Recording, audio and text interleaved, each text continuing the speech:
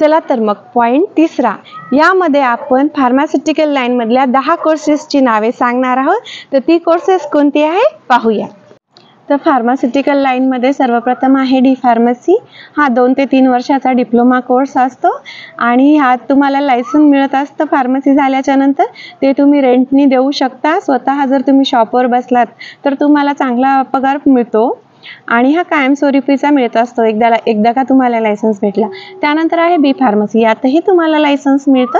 त्यानंतर आहे clinical research.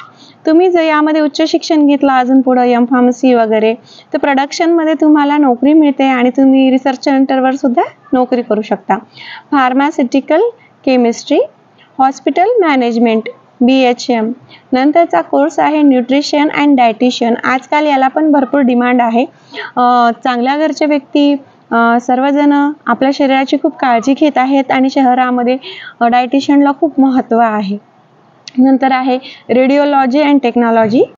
त्यानंतरचा कोर्स आहे बी ऑप्टम. त्यानंतर आहे डायलिसिस टेक्निकल कोर्स.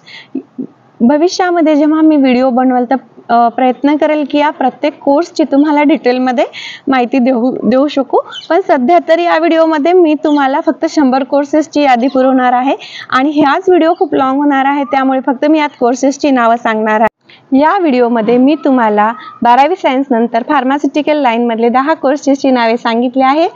या व्हिडिओच्या डिस्क्रिप्शनमध्ये जर तुम्हाला हवी असेल तर 100 कोर्सेसची यादी आणि त्याच्या बॉटमला 100 कोर्सेस असलेला व्हिडिओ आहे. नक्की जा आणि जो विद्यार्थी गरजू आहे त्यांना सबस्क्राईब आणि शेअर नक्की करा.